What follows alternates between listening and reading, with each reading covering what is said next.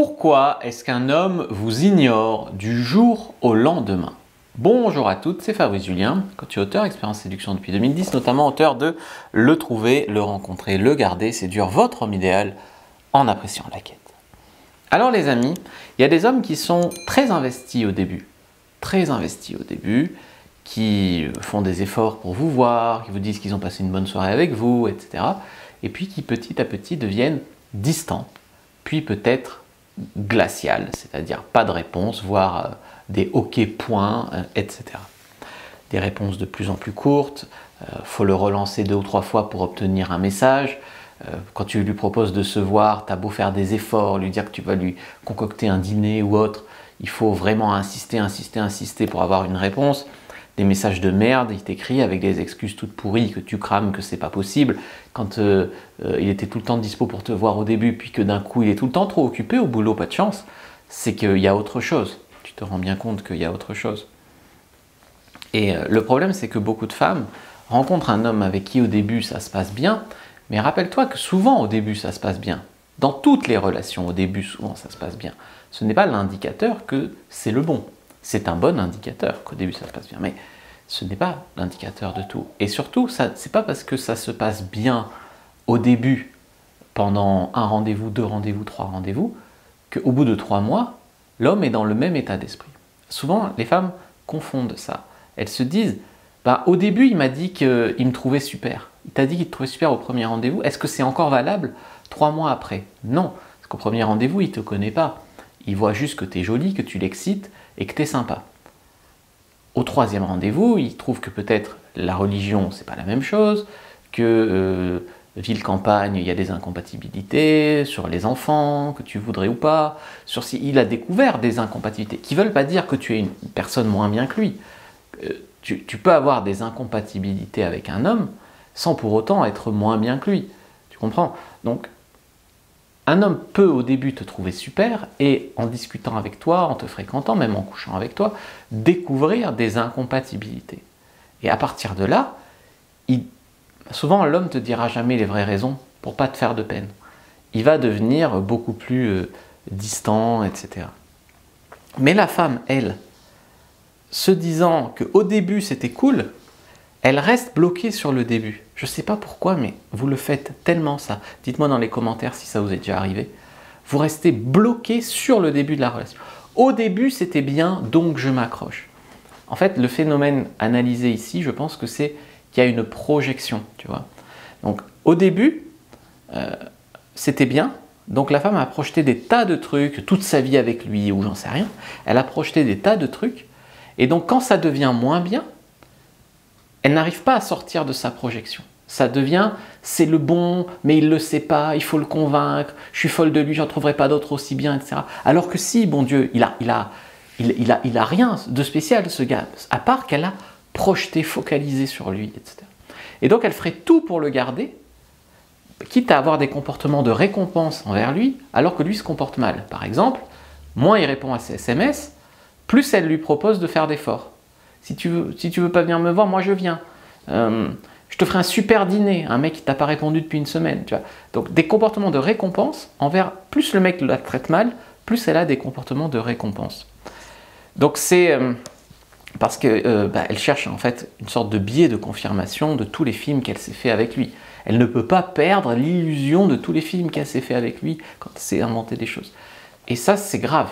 C'est grave parce que ça montre qu'elle gère mal ses émotions, son attachement, etc. Rencontre pas assez d'hommes, etc.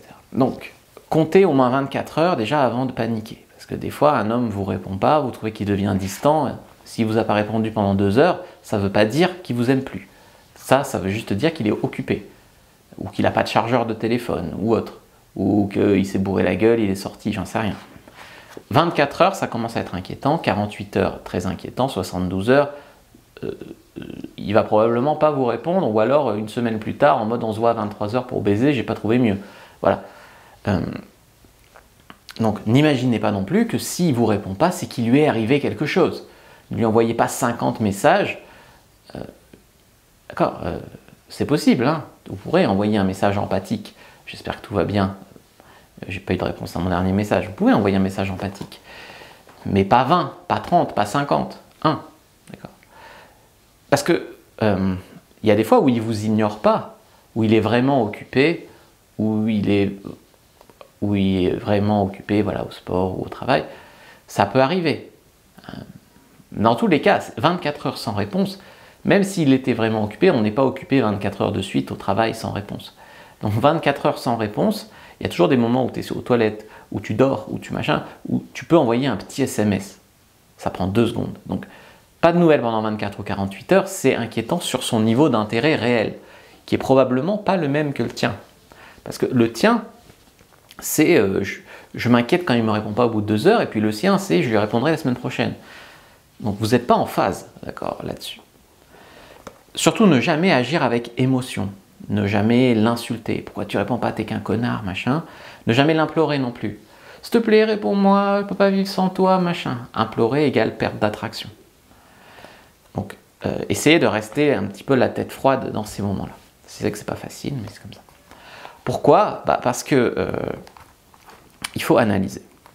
Est-ce que vous avez dit ou fait quelque chose qui lui a pas plu? Des fois, vous faites une blague très maladroite et le mec est vexé. Vous avez fait une plaisanterie sur sa bite, sur sa taille, sur sa couleur de peau, sur, j'en sais rien, sur sa mère, j'en sais rien, sur un sujet sensible.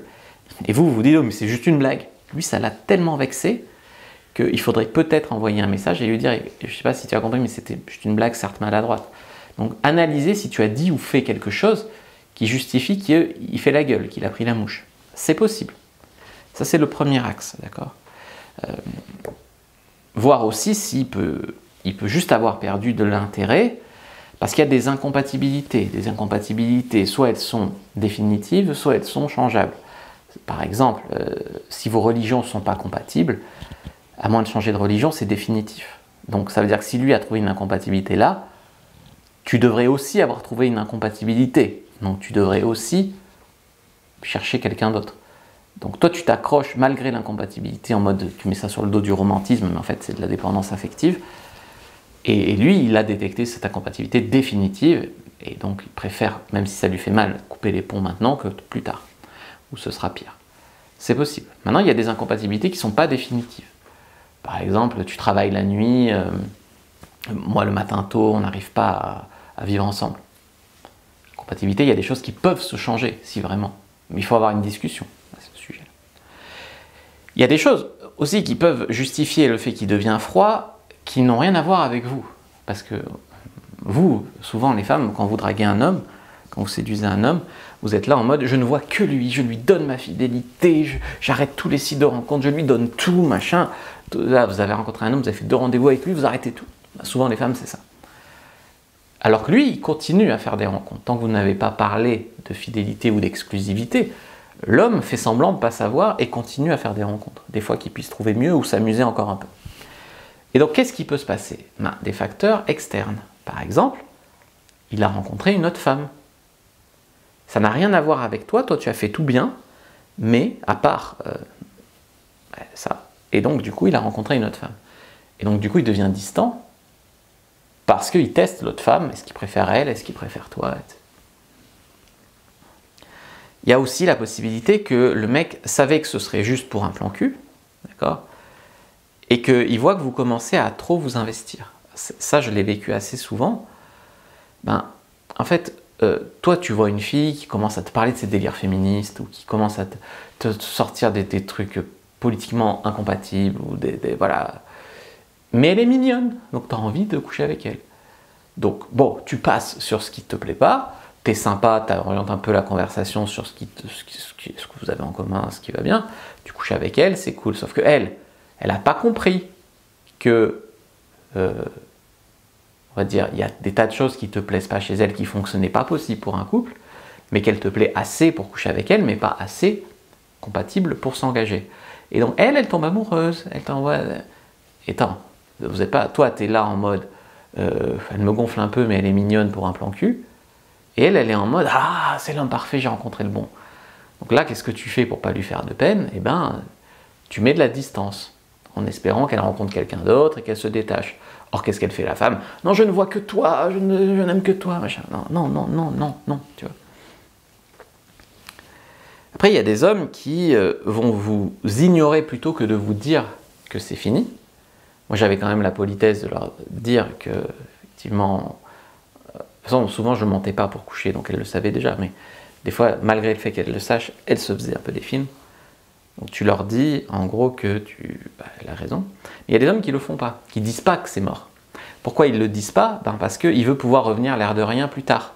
Tu vois. Puis il y a aussi le fait que dire à une femme qu'elle te plaît assez pour coucher avec elle, mais pas assez pour plus,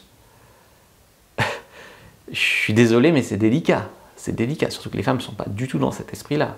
Une femme, souvent, si elle couche, c'est que tu lui plais assez, souvent pour plus. Souvent, je ne parle pas des libertines, mais souvent c'est ça. Donc une femme ne va pas comprendre ça, et ça va lui faire de la peine, et toi tu ne veux pas avoir à affronter le fait de lui faire de la peine. Donc voilà. Le problème, pour revenir à la problématique ici, votre problème à vous, donc la problématique c'était pourquoi il vous ignore du jour au lendemain et que faire. Le problème, c'est que un homme qui se met à vous ignorer, sans explication, peut-être qu'il revient une semaine plus tard en mode on se voit à 23h pour baiser. Bon. C'est une attitude de toute façon déplacée, ça ne va pas. Donc si vous le voulez toujours malgré ça, c'est que vous tolérez ça, que pour toute la vie vous serez la fille qui l'a malmené et qui a quand même voulu de lui. Tu comprends? Donc ça veut dire que probablement que vous ne vous estimez pas assez. Probablement que vous ne faites pas assez de rencontres avec des gars bien, donc vous focalisez sur ce gars-là. Probablement que ce gars-là, vous ne voulez pas le voir tel qu'il est.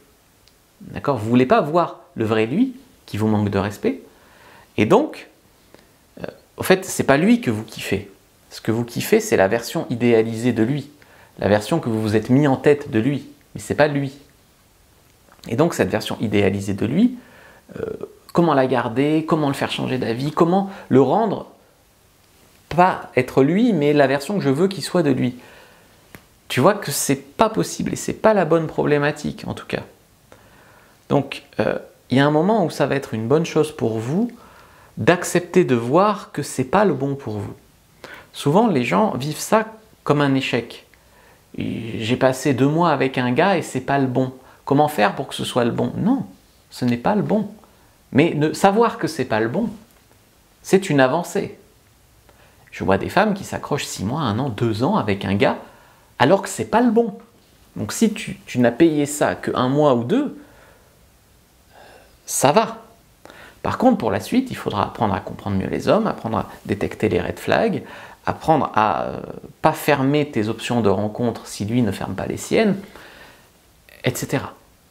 Moins projeter des films pour rien, etc. Je vous ai fait une fiche complètement gratuite sur la dépendance affective, parce que malgré tout, ça en est de la dépendance affective. Elle est gratuite. Premier lien dans la description de la vidéo, lien en commentaire épinglé. Prenez-la si c'est un sujet qui vous intéresse, parce que vous allez apprendre des choses qui vont vous aider tout de suite. Prenez la fiche sur la dépendance affective et vous pouvez aussi lire mon livre, le trouver, le rencontrer, le garder. Moi je vous dis à bientôt et que le dieu de la séduction soit avec vous les amis.